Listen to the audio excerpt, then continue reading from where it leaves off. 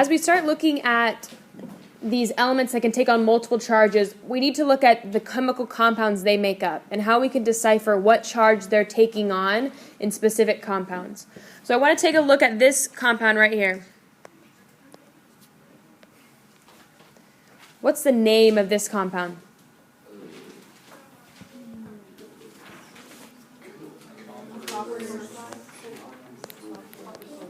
Copper sulfide. Okay, take a look at copper on your list. What charges can copper take on? Copper could be a +1 or a +2. What charge do you think copper is taking on in this chemical compound right here? How many of you say +2? Raise your hand if you say it's taking on a +2. How many of you say it's taking on a +1? Good. Why do you think it's taking on a +1 charge?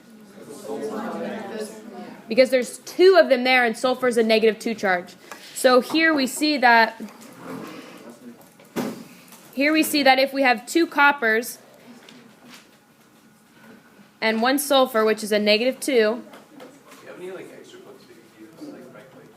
All right. So if we know sulfur has a -2 charge because it's in group 6, right? We know it has a -2 charge. And we know we have 2 copper molecules here. So in order to cancel that out, that means we have to have a +2 over here on this side somewhere. Okay, yet we have 2 of those molecules. Sorry, that's a Cu. We have 2 of those molecules. That means there must be a +1 and a +1 to equal that. -2. Does that make sense? A little bit? So this is how we write things, that once we determine what charge it's taking on, we know that this molecule is copper sulfate. We have to write it like this. Copper. What charge did we say it's taking on? A 1. So we put a Roman numeral in there. Sulfide. Okay, this Roman numeral right here tells us what positive charge copper is taking on. Okay, so copper 1 sulfide.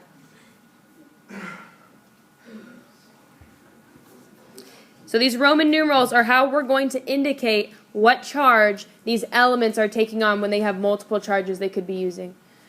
So what would the chemical compound look like for copper 2 sulfide?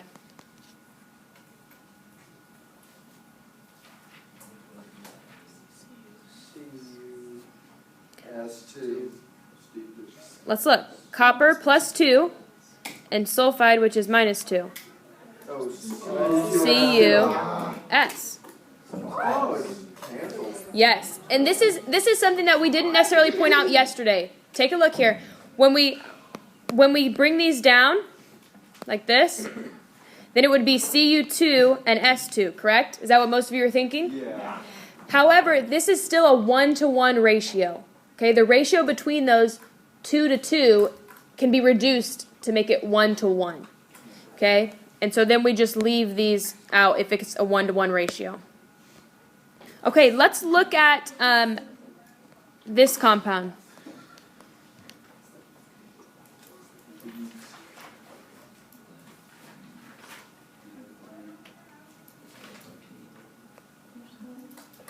Lead 3 sulfate.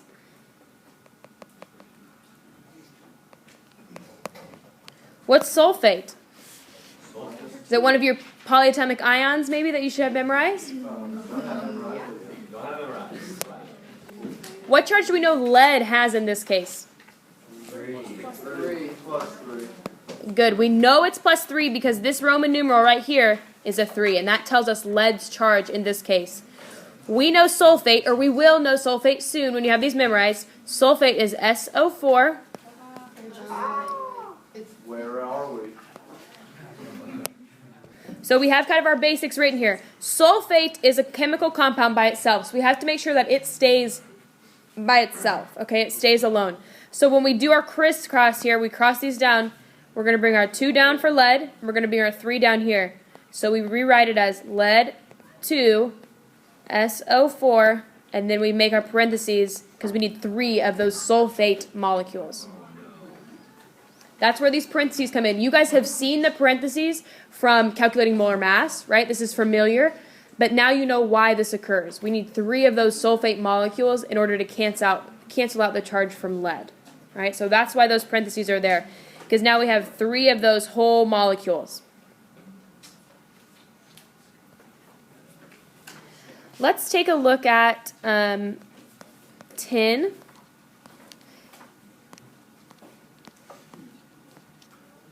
Tin oxide.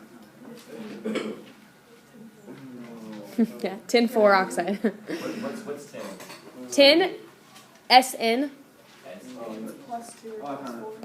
So tin, you know from writing down those multiple charges, you know 10 could be taken on a +2 charge or a +4. What are these Roman numerals telling us? 4. That it's a +4. What's oxide's charge? -2.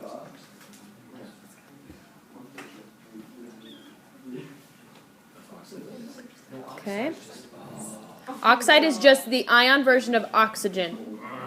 That's it. Okay, so in order to cancel out our charges here, how many oxygen molecules do we need? 2. We need 2 oxygen molecules, but if we do our shortcut, it'll look like this. It will look like 2 4. It will look like SN2O4. Can these 2 subscripts be reduced? Yes. So 1 and 2. Exactly. So we're going to reduce them then to 1 and 2. And then do we ever write the 1 subscript? No. So it's just SnO2. And I'm going to write it a little closer here so you can see it. SnO2. So this, when you write this molecule, if you were given this chemical formula right here, if you were given this chemical formula and you were asked to write the name, Ryan, thank you. That's going to be When you're asked to write the name, it looks like this. 10 oxide. 10,4 oxide. You have to put in that Roman numeral. Okay, so when you're working with chemical compounds and you're working with a cation that takes on more than one charge, you have to be very careful about including that Roman numeral as to tell which one we're taking on. All right, and I'm going to show you why here in just a second. What if we have, let's see, what if we have iron, if I ask you to write iron phosphate. First of all, you have to know what phosphate is. No. Iron what? Phosphate's one of our polyatomic ions. Exactly, iron what? Okay, iron can take on how many different charges? 2 or 3. It can take on +2 or +3. So we have to be careful because these could be 2 different molecules, okay? So we're going to look at iron 2 phosphate first. We're going to look at iron 2 phosphate.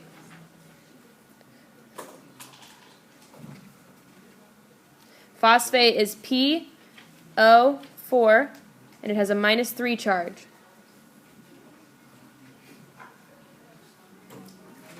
So we get rid of our signs here.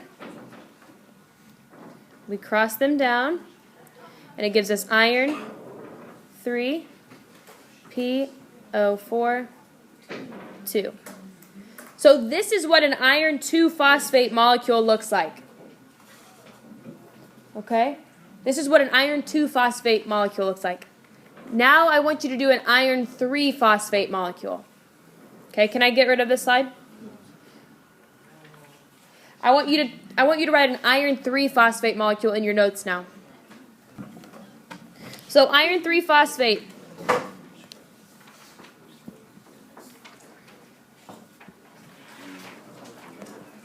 What's it look like?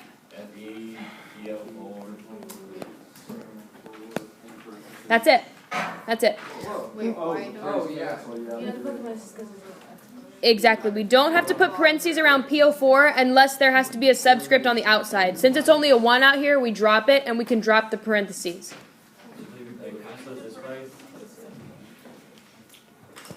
If you would see this molecule, you have to think back and see if those charges are canceling out or as to whether this is iron 2 or iron 3. All right? Let's try. I want you to tell me the name of this molecule.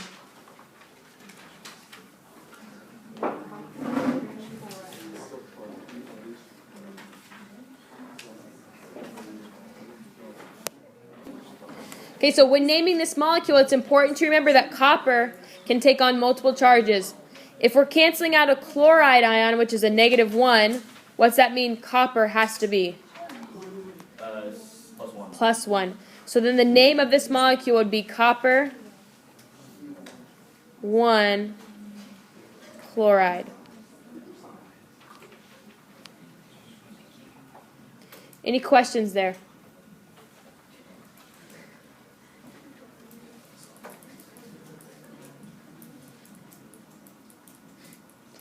All right, let's try and write the chemical formula for this molecule.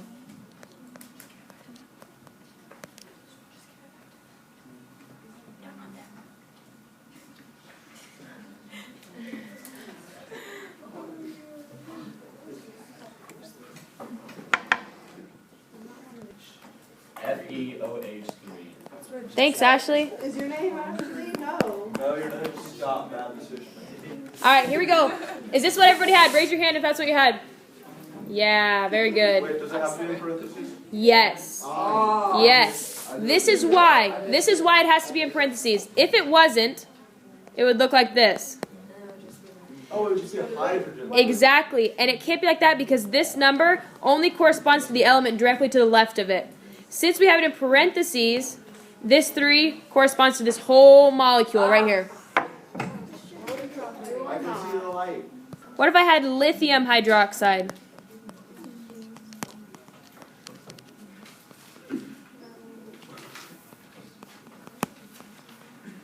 Write the chemical formula for lithium hydroxide.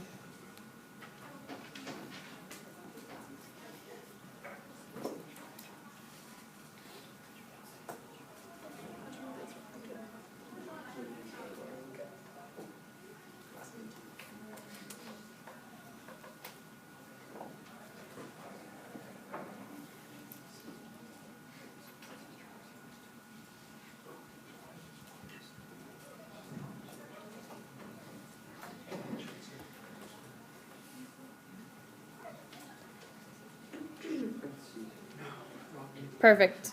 LiOH. Why do we not need parentheses in this case? There's no subscript right here. That means we don't need the parentheses. This is it right here. Do we need Roman numerals for lithium? No. We don't need Roman numerals for lithium because lithium cannot take on more than one charge. Lithium is always +1. So we don't need that Roman numeral. Okay, that doesn't make any difference to us.